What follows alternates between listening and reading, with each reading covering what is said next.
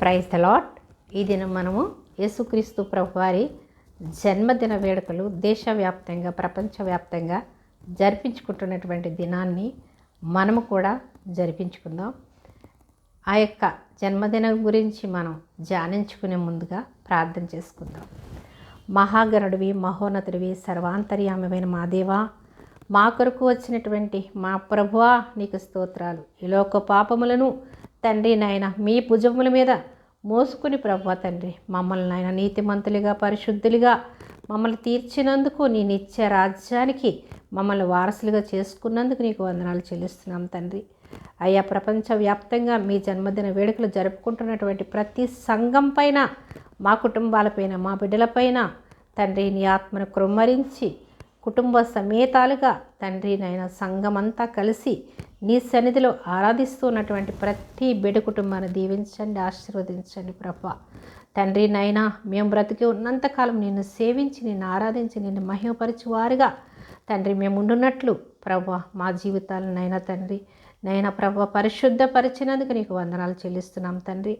అలాగే ప్రభా ఎప్పుడైతే హృదయపూర్వకంగా నిన్ను ఆరాధిస్తారో మనసులో ప్రభా తండ్రి హృదయమందు విశ్వసించి నోటితో ఒప్పుకుని నైనా తండ్రి రక్షణ పొందుకుని నిన్ను ఆరాధించడం రోజే నిజమైన క్రిస్మస్ అని తండ్రి నైనా గ్రహించుకునే మనసు ప్రతి బిడకు దయచేయండి ప్రభా.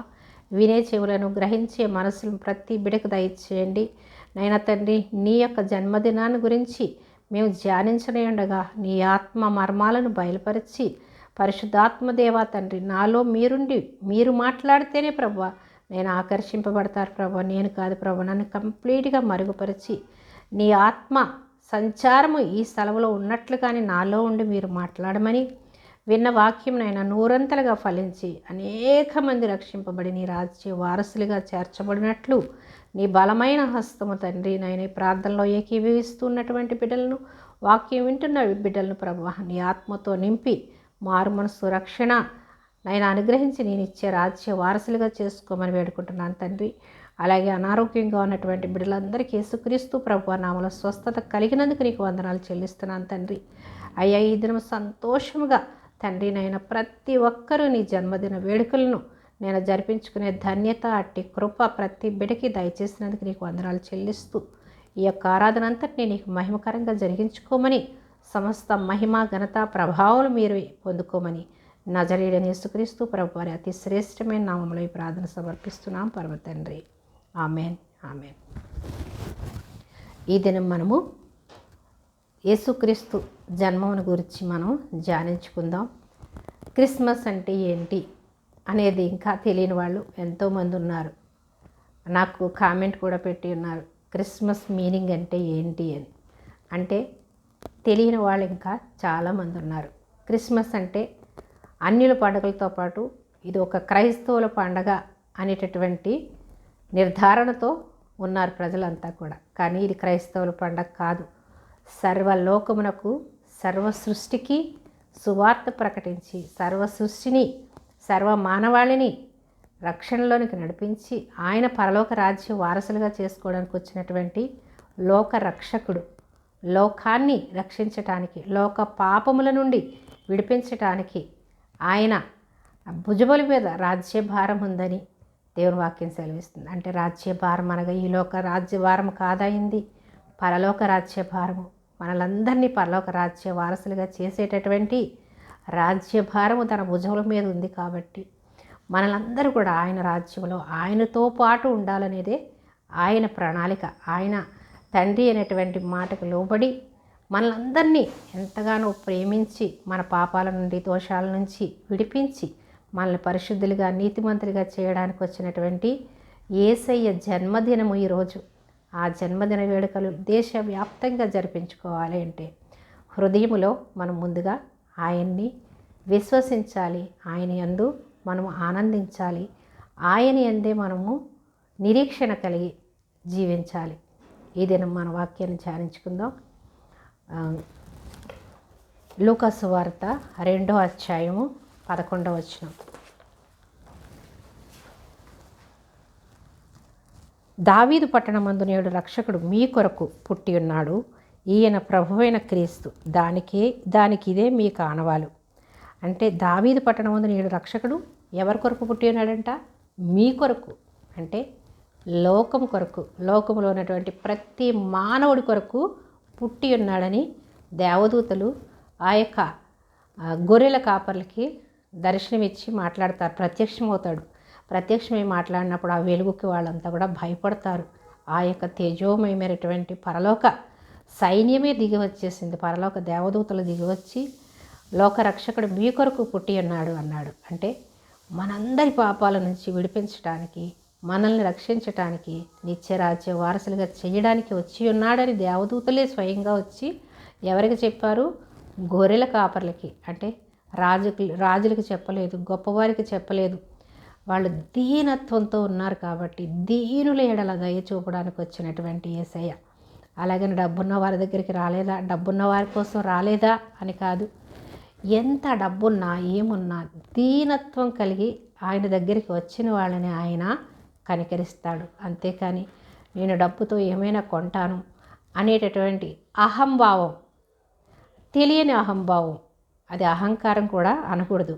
తెలియని అహంభావం, అపవాది మనోనేత్రాలు మూసివేసినటువంటి అహంభావంతో ఉన్న వాళ్ళ దగ్గరికి దేవుడు రాలేదు. ధీరత్వంతో చెప్పింది చెప్పినట్లుగా చిన్న పిల్లల వల్ల ఎవరైతే నమ్మి ఆయన యందు విశ్వాసం ఉంచుతారో అలాంటి వారినే దేవుడు ఏర్పరచుకున్నాడు. అందుకని ఈ దినము మన కోసం వచ్చినటువంటి మన యేసయ్యను మనము ఆరాధిద్దాం.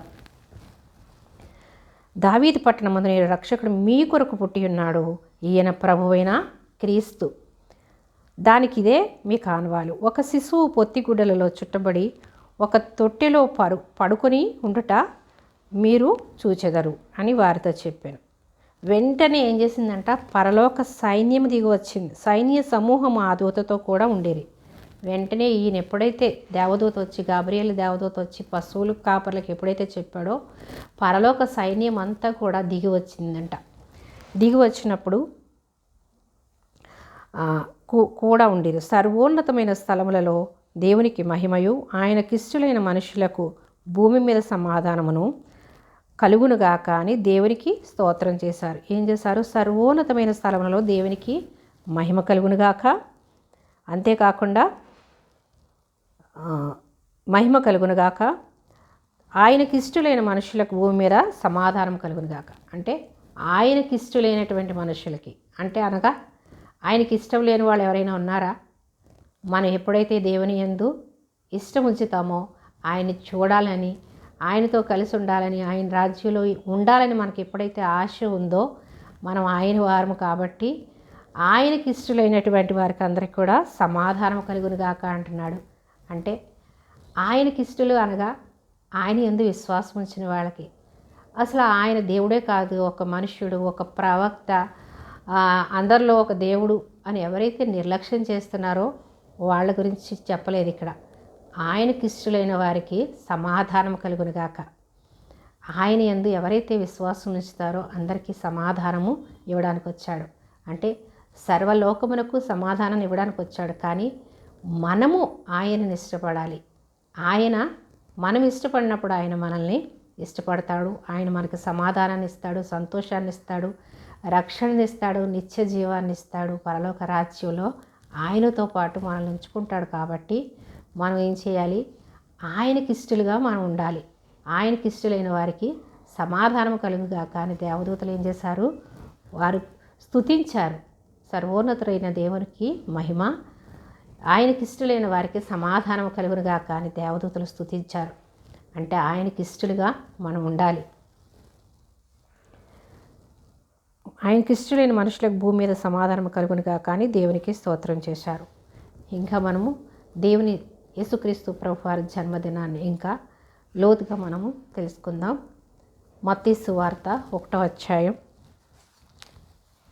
18 నుంచి చూద్దాం. మత్తయి సువార్త 1వ అధ్యాయం 18వ వచనం నుంచి చూద్దాం. యేసుక్రీస్తు జనన విధం ఎట్లనగా, ఆయన తల్లి అయిన మరియ యోసేపునకు ప్రదానము చేయబడిన తరువాత వారేకము కాకమునుపు ఆమె పరిశుద్ధాత్మ వలన గర్భవతిగా ఉండెను. యేసుక్రీస్తు ప్రభు వారి జననం ఎలా అంట? ఆయన తల్లి అయినటువంటి మరియ యోసేపునకు ప్రదానం చేయబడింది. తరువాత వారేకము కాకమునిపే, అంటే ప్రదానం చేయబడింది కానీ ఇంకా వివాహము కాలేదు. వారింకా ఏకము కాకమునిపే ఆమె పరిశుద్ధాత్మ వలన గర్భవతిగా ఉండెను. ఆ పరిశుద్ధాత్మ ద్వారా గర్భము దాల్చింది. అయితే ఆమె భర్త అయిన యోసేపు నీతిమంతుడై ఉండి, ఆయన భర్త అయినటువంటి యోసేపు ఎలా ఉన్నాడు? నీతిమంతుడు. వాళ్ళు దేవుని యందు భయము భక్తి కలిగినటువంటి మరియా యోసేపులకు వాళ్ళ మరియ గర్భాన్ని దేవుడు పరిశుద్ధాత్మ ద్వారా ఆ యొక్క తల్లి గర్భంలో జన్మించాడంటే పాపులు దేవుని యందు విశ్వాసం ఉంచకుండా, దేవుని యందు కనిపెట్టకుండా ఉన్న వాళ్ళకి దగ్గరికి ఆయన పంపించలేదు. ఎంతో నీతిమంతులుగా, పరిశుద్ధులుగా, దేవుని యందు భయము భక్తి కలిగి దేవుని కనిపెట్టేవారైనటువంటి మరియా యోసేపులకు కుమారుడుగా తండ్రి అయినటువంటి దేవుడు పరిశుద్ధాత్మ ద్వారా ఆయన మరియ గర్భంలోనికి ఉద్భవిస్తాడు. అయితే ఆమెను అనుమానపరచనొల్లక రహస్యముగా ఆమెను విడనాడ ఉద్దేశించాను. ఆమె గర్భవతి ఉన్నదని తెలుసుకుని ఆయన నీతిమంతుడు కాబట్టి ఆమెని అవమానపరచడం ఆయనకి ఇష్టం లేక, మరియను ఎంతో ప్రేమించాడు కాబట్టి, ఎంతో నీతిమంతుడు కాబట్టి ఆమెను అవమానపరచకుండా ఆయన ఏం చేస్తాడు? రహస్యముగా విడనాడ ఉద్దేశిస్తాడు. ఈ సంగతుల గురించి విడనాడు ఉద్దేశించి బాధతో ఆలోచిస్తూ ఎలా జరిగింది ఇది అని చెప్పేసి, ఆ మరియ ఎంత పరిశుద్ధంగా జీవిస్తుందో ఆయనకు తెలుసు, కానీ ఎలా ఈ గర్భం ధరించింది అనేటటువంటి బాధతో తను ఆలోచిస్తూ ఉన్నాడు. రహస్యంగా విడిచిపెడదాం, ఏం జరిగింది అనేటటువంటి ఆలోచనతో ఉన్నప్పుడు దేవదూత ప్రత్యక్షమవుతుందన్నమాట. ప్రత్యక్షమై ఏమంటున్నాడు? ప్రభుదూత స్వప్నమందు అతనికి ప్రత్యక్షమై, దావీదు కుమారుడవైన యోసేపు, నీ భార్య అయిన మరియను చేర్చుకుంటకు భయపడకుము. దావీదు కుమారుడైనటువంటి యోసేపు, దావీదు వంశంలో రాజ్యం ఎప్పుడు నిలిచి ఉంటుందని ఆ యొక్క కీర్తన గ్రంథంలో దావీదు మహారాజు రాస్తాడు. దావీదు వంశంలోనే దావీదుని ఆయన ప్రియుడిగా ఇష్టపడతాడు. ఎందుకంటే దావీదు ఆయన హృదయానుసారుడు అంటాడు. హృదయానుసారంగా ఎంతో ఇష్టమైన వాడుగా దావీదు మహారాజు జీవించినంత కాలం దేవుని యందు భయము భక్తి కలిగి జీవించాడు కాబట్టి దావీదు వంశంలోంచే యేసు ప్రభు వారి లోకానికి వస్తారు. అయితే దావీదు కుమారుడైనటువంటి యోసేపు, దావీదు వంశంలో పుట్టినటువంటి యోసేపు, నీ భార్య అయిన మరియను చేర్చుకుంటకు భయపడకము. ఆమె గర్భము ధరించినది పరిశుద్ధాత్మ వలన కలిగినది. ఆమె ఒక కుమారుని కనును. తన ప్రజలకు వారి పాపముల నుండి ఆయనే రక్షించును. ఆయన ప్రజలను ఏం చేస్తాడంట? వారి పాపముల నుండి ఆయనే రక్షిస్తాడు. ఆయన్ను పరిశుద్ధాత్మ ద్వారా గర్భం ధరించింది, కానీ నువ్వేమీ భయపడకు. ఆ యొక్క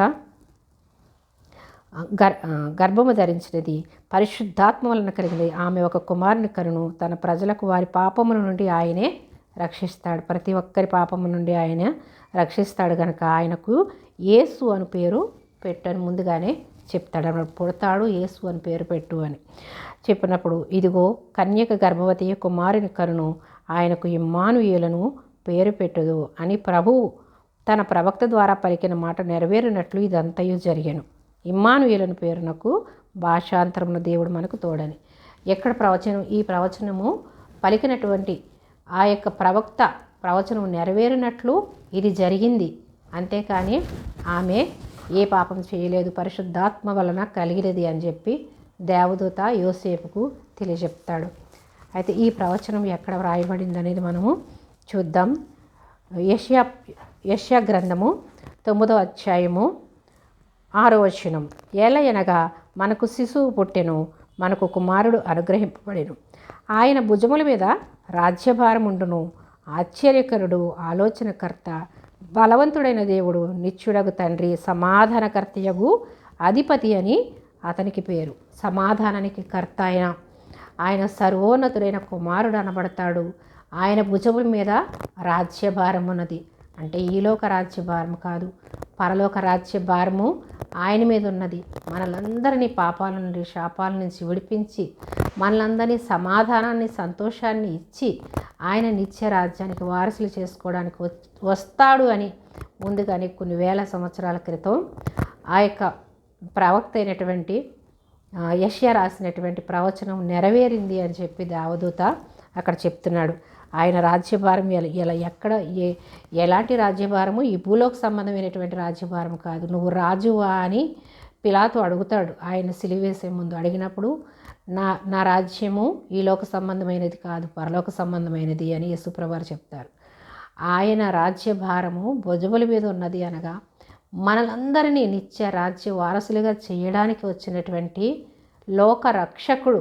కాబట్టి ఆ యొక్క రాజ్యంలో ఉండాలి అంటే మనం ఎలా జీవించాలి, ఈ లోకంలో ఉండగా మనకి తెలియపరచడానికి వచ్చినటువంటి సమాధానకర్త, ఆశ్చర్యకరుడు, సర్వోన్నతుడు, మహోన్నతుడు వస్తాడు అని ముందుగా ప్రవచించినటువంటి యెషయా ప్రవచనం నెరవేర్చబడింది అని దేవదూత చెప్తున్నాడు.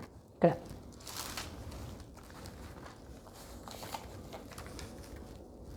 ఆయనకు మీరు ఇమ్మానుయేలును పేరు పెట్టుదురు, భాషాంతరం దేవుడు మనకు తోడని అర్థము. యోసేపు నిద్ర మేలుకున్నాడు, లేచాడు. ఆ భాషాంతరాన్ని ఎవరంట? మనకి ఈ ఇమ్మానుయేలు అనగా మనకి దేవుడు తోడు. ఆయన మేలుకుని లెగుస్తాడు, నిద్రలో దర్శనం వచ్చింది. ఆయన పరిశుద్ధాత్మ ఆయనతో దేవదూత మాట్లాడినప్పుడు ఆయన మేలుకుంటాడు.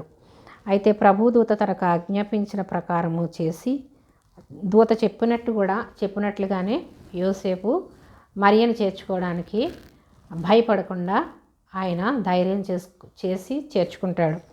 ఆయన చేర్చుకుంటాడు.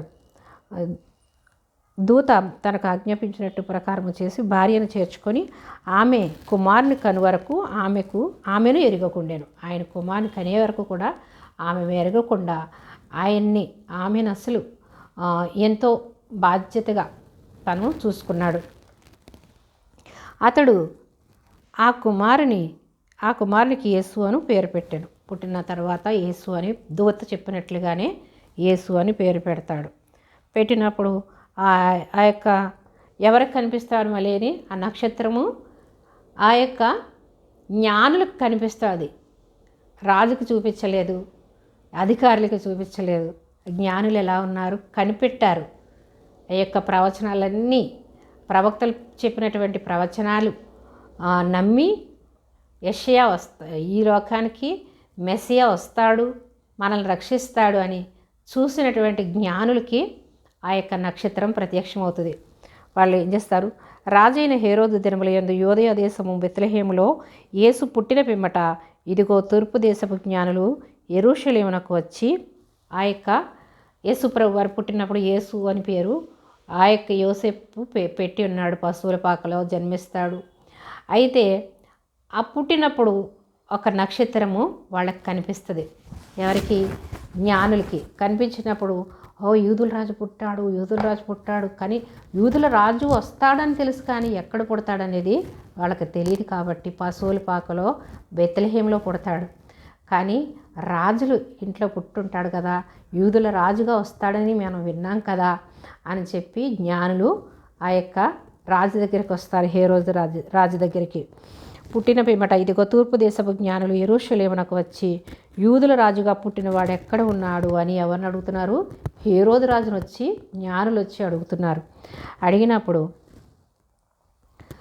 తూర్పు దిక్కున మేము ఆయన నక్షత్రాన్ని చూసాము, ఆయనను పూజించవచ్చుతామని చెప్పారు. తూర్పు దిక్కున ఆయన నక్షత్రాన్ని మేము చూసాము, ఆయన పూజించడానికి వచ్చాము. ఎక్కడ పుట్టాడో చెప్పండి అని. రాజు కదా మీరు, రాజుల వంశంలో పుడతాడు, యూదుల రాజుగా పుడతాడని ఆ యొక్క ప్రవక్తలు ఎంతోమంది ప్రవక్తలు చెప్పి ఉన్నారు. ఆ ప్రవచన నెరవేర్పు ఈరోజు నెరవేర్చింది. ఆయన పుట్టి ఉన్నాడు కాబట్టి ఎక్కడ పుట్టాడో చెప్తే ఆయన మేము పూజిస్తామని చెప్పి రాజుని అడిగినప్పుడు హేరోదు రాజు ఆ సంగతి విన్నప్పుడు అతడును అతనితో కూడా యెరూషలేం వారందరూ కలవరపడ్డారంట, భయపడిపోయారు. యూదుల రాజు అంటే నాకు పోటీగా ఇంకొక రాజు పుట్టాడా అని చెప్పి భయపడ్డాడు. కానీ అతని మనోనేత్రాలు మూయబడి ఉన్నాయి. యూదుల రాజు అనగా ఆయన పరలోకాన్ని పరిపాలించేటటువంటి రాజు, మనల్ని రక్షించే దేవుడు, ఆయనకి ఈ లోకానికి వచ్చి మన పాపాల నుండి శాపాలని విడిపించడానికి వచ్చాడు అనేది ఆయనకి తెలియదు. కాబట్టి జ్ఞానులకి తెలియదు. జ్ఞానులు విడిపిస్తాడు, రాజుగా వస్తాడని తెలుసు, కానీ ఆయన దైవ కుమారుడు, ఆయన రాజ్యం ఈ భూలోక సంబంధమైంది కాదు అని వాళ్ళకి తెలియదు. కాబట్టి రాజు దగ్గరికి వచ్చారు. ఈ రాజు ఏం చేస్తాడు? నాకు పోటీగా ఇంకొక రాజు పుట్టాడా అని చెప్పి ఏం చేస్తాడు, కలవరపడిపోతాడు, భయపడిపోతాడు. ఇంకొక రాజు పుట్టాడంటే నా రాజ్యం ఇంకొండదు అని భయపడతాడు. లోకానుసారంగా ఆయన రాజ్యాన్ని కాపాడుకోవాలనుకుంటాడు. కానీ ఆయన దేవుడు ఈ లోకానికి మనం రక్షించడానికి వచ్చాడనేటటువంటి విషయం ఆ రాజు గ్రహించలేదు. ఎవరు గ్రహిస్తారు? ఆయన యందు కనిపెట్టిన వాళ్ళు, ఆయన యందు విశ్వాసం ఉంచిన వాళ్ళు మాత్రమే కనిపెట్టగలిగారు. ఎవరు? సిమియోను కనిపెడతాడు. సిమియోను కనిపెట్టాడు కాబట్టి ఆ యొక్క రాజు పుట్టాడని చెప్పేసి వచ్చి యేసుప్రభు వారిని ఎత్తుకుని, నేను చనిపోతాను, ఇంకా నిన్ను చూశాను చాలు, నేను రక్షణను యెరూషలేములో ఉన్నటువంటి వారికి రక్షణ కలిగింది, రక్షకుడు నేను చూశాను కాబట్టి నేను ఇంక సమాధానంగా వెళ్ళిపోతానంటాడు. ఎలా అంటాడు? పరిశుద్ధాత్మతో నిండి ఉన్నాడు కాబట్టి ఆయన్ని చూడగలిగాడు. అంతేగాని మానవరీత్యా, మానవ కళతో, మానవ ఆలోచనలతో మనము ఆయన చూడలేము. కాబట్టి పరిశుద్ధాత్మతో నింపబడిన వారు మాత్రమే ఆయన యూదులకు రాజని, ఆయన దైవపుత్రుడని గ్రహిస్తారు తప్ప మానవ ఆలోచనలతో, మానవ చూపుతో, మానవ మనసుతో గ్రహించలేరు. కాబట్టి రాజు గ్రహించలేకపోతాడు. ఈ జ్ఞానులు ఎంతవరకు కనిపెట్టారు కాబట్టి గ్రహించారు. కానీ రాజుల గృహంలో పుడతాడు అని అనుకుంటారు. అందుకని వాళ్ళు కూడా పరిశుద్ధాత్మతో నింపబడి లేరు. విశ్వాసంతో కనిపెట్టారు కాబట్టి వాళ్ళకి ఆ నక్షత్రము కనిపించింది.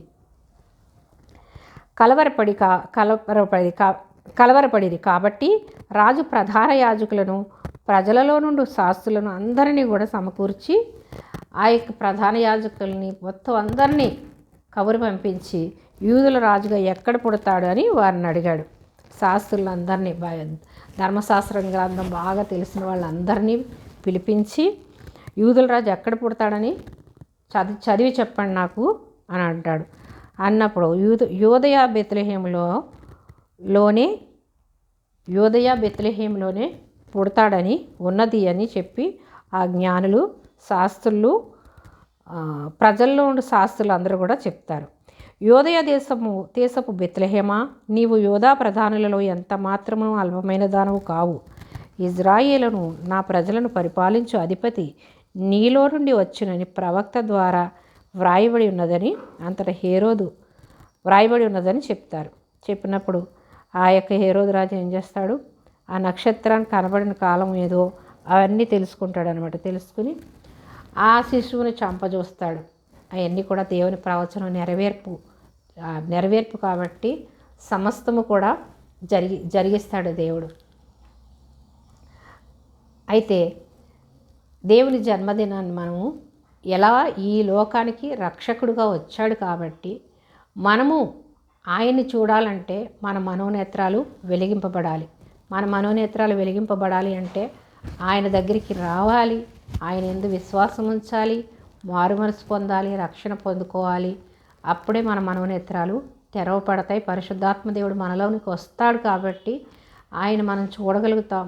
ఆయన యందు విశ్వాసం ఉంచి మనం ప్రార్థించినప్పుడు మన పాపాల నుండి, శాపాల నుంచి విడిపించి మనల్ని పరలోక రాజ్య వారసులుగా ఆయన చేసుకోవడానికి వచ్చాడు. ఆయన రాజ్యభారము భూలోక సంబంధమైనది కాదు, పరలోక సంబంధమైనది. కాబట్టి మనలందరినీ కూడా పరలోక రాజ్య వారసులుగా చేయడానికి వచ్చినటువంటి ఈ దినము క్రిస్మస్ అనగా మన పాపాలను, శాపాలను విడిపించడానికి వచ్చినటువంటి యేసయ్య పుట్టిన దినాన్ని మనము ఆరాధించడం, ఆయన యందు మనము సంతోషంగా జరిపించుకోవడం అనేది ఎంతో ధన్యత.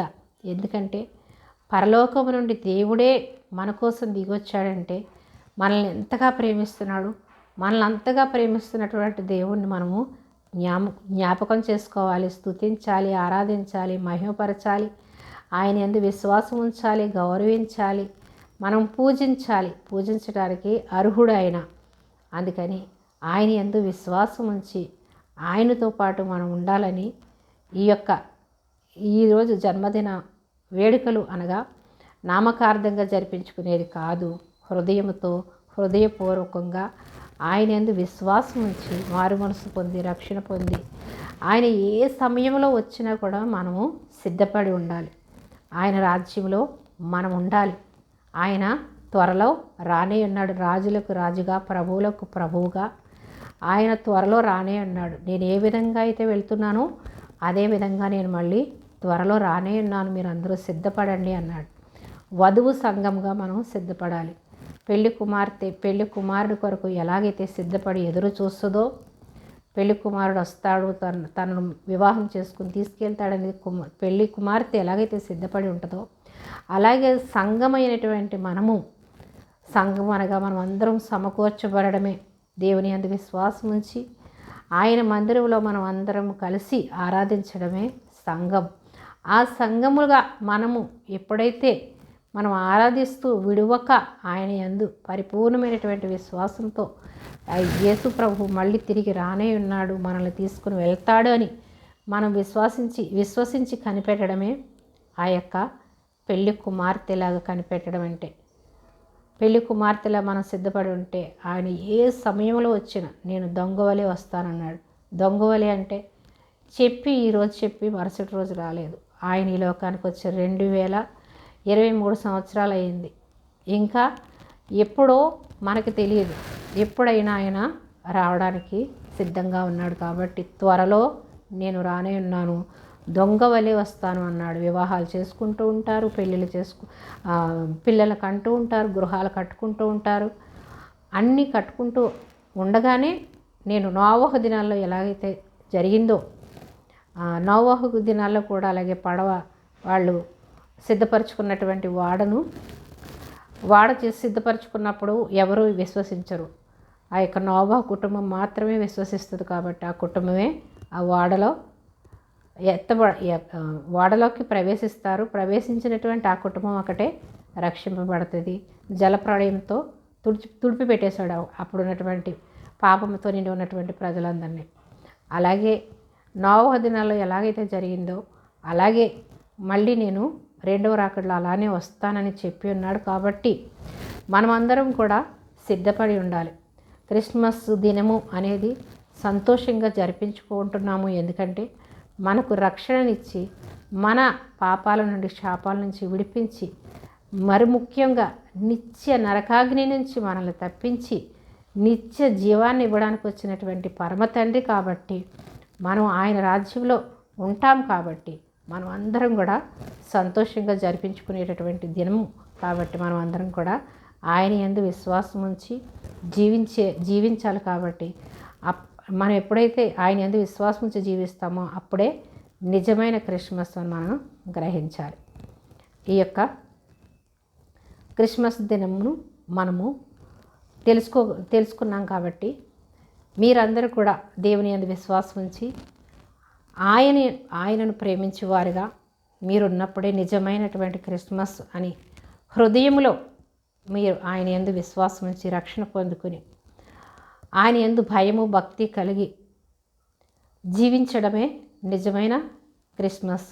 మనం ఎప్పుడైతే రక్షింపబడతామో, రక్షకుడు ఈ లోకానికి వచ్చాడు అంటే మనల్ని రక్షించడానికి వచ్చాడు. కాబట్టి మనము రక్షింపబడితే ఆయన రాజ్యంలో ఉంటామని మనం విశ్వసించడమే నిజమైన క్రిస్మస్ అని మనం గ్రహించుకుందాం. మనము ప్రార్థన చేసుకుని వాక్యాన్ని ముగించుకుందాం.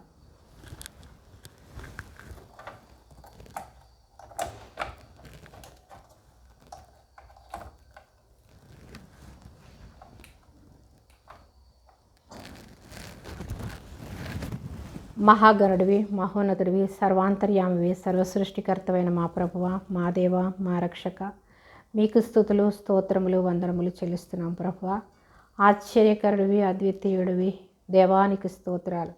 అయ్యా, మీ జన్మదిన వేడుకలు లోకమంతా లోక రక్షకుడిగా మమ్మల్ని రక్షించడానికి, మమ్మల్ని అయిన తండ్రి నిత్య రాజ్యానికి చేర్చడానికి వచ్చినటువంటి మా యేసయ్య, మీకే స్తుతులు స్తోత్రాలు వందనాలు చెల్లిస్తున్నాం తండ్రి. అయ్యా, మీ జన్మదినము అంటే ఏంటో ఇంకా తెలియకుండా ఉన్నటువంటి వారి ప్రతి ఒక్కరి మనోనేత్రములు యేసుక్రీస్తు ప్రభువు నామములో తెరవబడును గాక. ఈ వాక్యాన్ని విని ప్రభువా తండ్రి విశ్వసించి నూరంతలుగా ప్రభువా తండ్రి నైనా బిడ్డలు ఫలించి నూరంతల పంట మేము కోయుదుము గాక. అయ్యా ప్రభువా, ఏ ఒక్కరూ నశించుకోవడం నీకు ఇష్టం లేదు ప్రభువా. ప్రతి ఒక్కరూ రక్షింపబడాలనేది నీ చిత్తము, నీ ప్రణాళిక. కాబట్టి అయ్యా, నీ చిత్తానుసారంగా ప్రతి ఒక్కరిని కూడా నీ రక్షణ మార్గంలో నడిపించి ప్రతి కుటుంబంలో సంతోషము, సమాధానము, నెమ్మది, ఆరోగ్యము, ఐశ్వర్యము, అభిషేకము, రక్షణ ఇచ్చి నీ నిత్య రాజ్య వారసులుగా చేసుకున్నందుకు నీకు వందనాలు చెల్లిస్తున్నాం ప్రభా. నీ బలమైన హస్తము తండ్రి, వాక్యం వింటున్న ప్రతి బిడ్డను తాకండి ప్రభా. నీ బలమైన హస్తం ఉంచి ఆశీర్వదించండి, బలపరచండి ప్రభా. అయ్యా బిడ్డలో మూయబడినటువంటి మనోనేత్రములు యేసుక్రీస్తు ప్రభు నామలో తెరవబడిన గాక. అపవాది శక్తులు, చీకటి శక్తులు తండ్రి యేసుక్రీస్తు నామలో లయమైపోమని గాక. ప్రతి ఒక్కరి పాప శాప బంధకాల నుంచి యేసుక్రీస్తు ప్రభు నామలో విడుదల కలుగును గాక. నీ బలమైన హస్తము, నీ కరుణ, నీ కృప, నీ దీవెన ప్రతి బిడ్డపైన ఉంచి ఈరోజు నీ యొక్క జన్మదిన వేడుకలు దేశవ్యాప్తంగా, ప్రపంచవ్యాప్తంగా నేను ప్రతి సంఘము, ప్రతి కుటుంబము జరిపించుకునేటటువంటి ధన్యత మీరు అనుగ్రహించినందుకు నీకు వందనాలు చెల్లిస్తున్నాం తండ్రి. అయ్యా ప్రతి కుటుంబంలో సమాధానము, సంతోషము, రక్షణ ఇచ్చి నేనిచ్చే రాజ్య వారసులుగా చేసుకున్నందుకు నీకు వందనాలు చెల్లిస్తూ సమస్త మహిమ, ఘనత, ప్రభావములు మీరే పొందుకోమని నజరేయుడైన యేసుక్రీస్తు ప్రభువారి అతి శ్రేష్టమైన నామములో ఈ ప్రార్థన సమర్పిస్తున్నాం పరమ తండ్రి. Amen, amen. Happy Christmas. అందరూ కూడా సమాధానం కలిగి ఉండాలని యేసు నామములో నేను ప్రార్థిస్తున్నాను. మరొక వాక్యాంశంతో మళ్ళీ కలుద్దాం. ఈ దినము అందరూ కూడా హ్యాపీగా క్రిస్మస్ వేడుకలు జరుపుకోండి. దేవుని కృప మీకు అందరికీ తోడై ఉండునుగాక. తండ్రి అయినటువంటి దేవుని ప్రేమ, యేసుక్రీస్తు ప్రభువారి కృప, పరిశుద్ధాత్మ దేవుని అన్యోన్య సహవాసం ఇప్పుడు ఎల్లప్పుడూ సకల ప్రజలకు, సకల పరిశుద్ధులకు, సకల సంఘాలకు, ప్రతి కుటుంబానికి నిత్యము తోడై ఉండునుగాక. Happy Christmas.